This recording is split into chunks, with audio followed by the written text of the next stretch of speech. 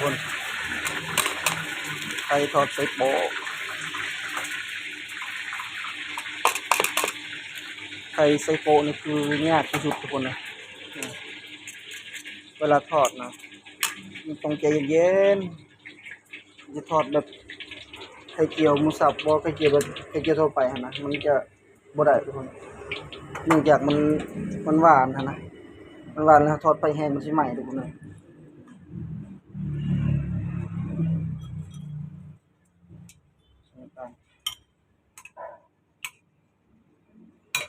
ต้องใจเย็นสุดนี่แหละของข้อเสียของมันก็ได้เวลาเขาสั่งหลายๆอย่างนี่ต้องท้าต้องรอแหละแล้วก็ขนาดนี่ทุกคนนี่แป๊บเดียวมันคือสิไหม้เลยได้ทุกคนนะเห็นบ่แต่ยังกำลังดีอยู่กำลังดีอยู่นี่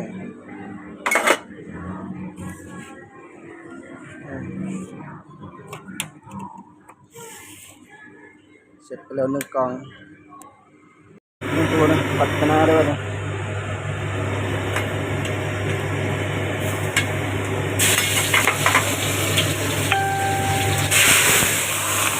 โอ้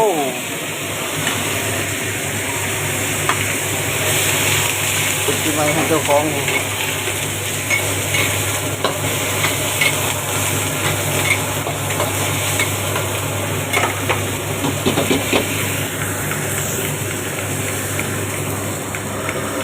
ตอนนั้นเห็ดต้มยำอยู่นะ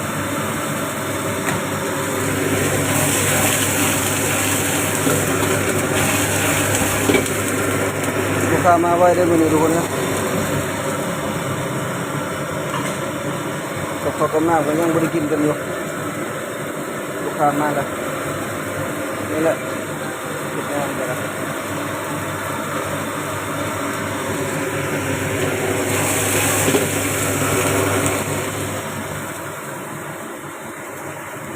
เขาก็เร็วเลยเห็นไหม2อย่างเลยถ้าต้มยำน้องก็เป็นต้มยำน้องก็ไฟไหม้นี่แล้วนี่ไหม้แล้วไอ้ดำจับอย่างนี้แต่ก็ปล่อยให้ไหม้ทุกคนนะเนื่องจากว่าเป็นอารมณ์บุรีเป็นปล่อยให้ไหม้เลยเป็นว่าแล้วแต่เอาที่สบายใจไหม้ค่อยก็พอให้เดี๋ยวดอกแต่เราก็จะซื้อไหม้อีก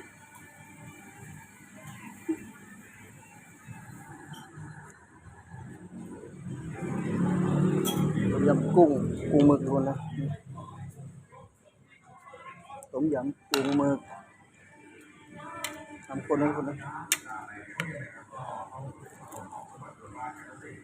ต้มยำหักแล้วทุกคนนะ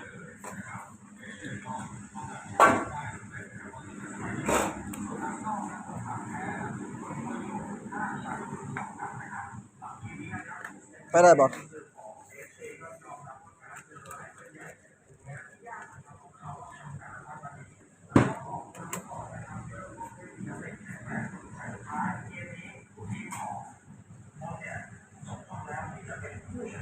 คนในทุกคนนะนาร้านอยู่ทุกคนเลยนี่คอยอยู่ในครัวคนกล้องก็สิสั้นในจะน้อยถ่ายมือถ่ายโทรศัพท์ยีโร่เขานี่แหละ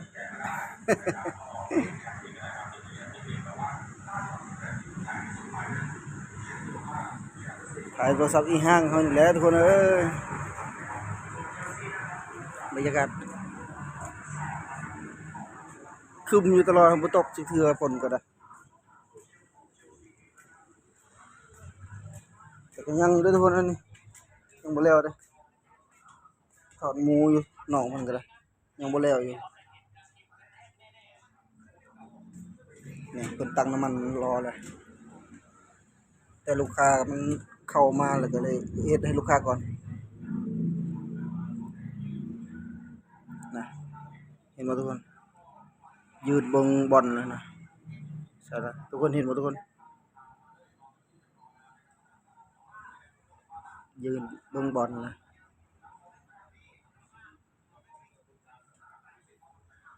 มันบ่ได้รีบในงานนี่จังหน่อยก็ค่ำอีกจังหน่อยโอ้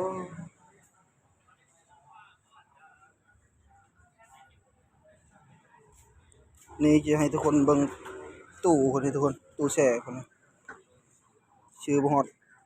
ฮอดซ้ำ2 ปีฮอดบ่2 ปีบ่ฮอดซ้ำเสียเลยทุกคนเด้อตู้แช่นี่ใหม่ๆอยู่เลยนี่ใครอยากได้เอามาเด้อมาเอาเด้ออืมไผเข้าเด้อทุกคนไผเข้าแต่ว่าบ่เย็นแต่บ่ฮู้ว่าเป็นหยังนั่นแหละ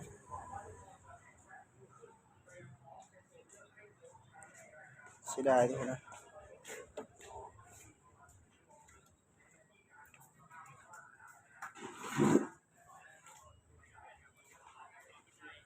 นี่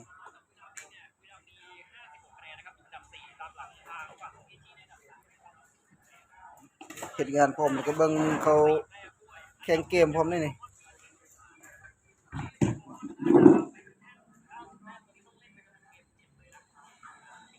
เลิกเล่นแล้วแต่ยังคิดฮอดอยู่คันมีโทรศัพท์ใหม่ก็คงสิกลับมาเล่นอีกแหละคงคิดเบิ่งนะจากคะแนนเต็ม100นะให้เหลือประมาณ80-90% แม่นบ่คันได้โทรศัพท์ใหม่นี่สงสัยสิกลับมาเล่นเกมอีกแล้วค่อยเบิ่งนะ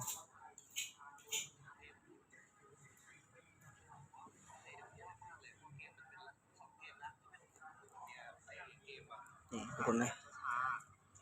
อันนี้คือหมู3ชั้นเฮาเด้ออ่า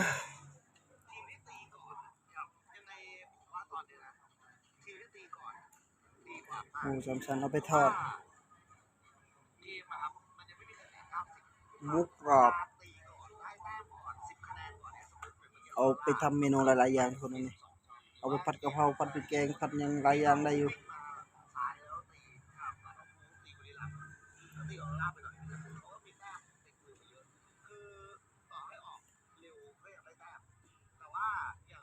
หรือว่าไปส่งกับเขาวให้เมียล่ะตัวแกเฮานะนี่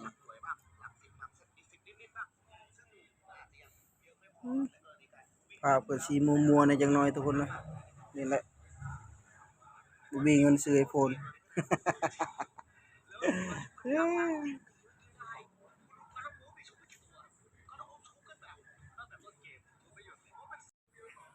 อะทำการถอดเลยทุกคนนะตกเป๊ะเลยเมื่อกี้นี่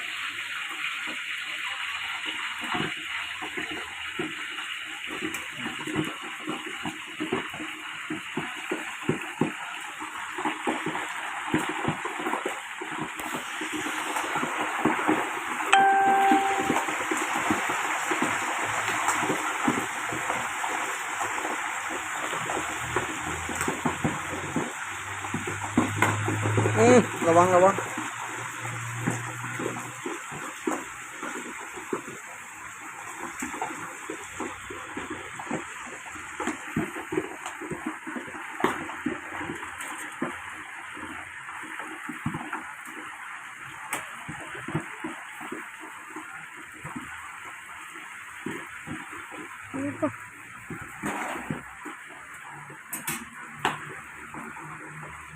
ติดใจอะไรเลยทุกคนเลย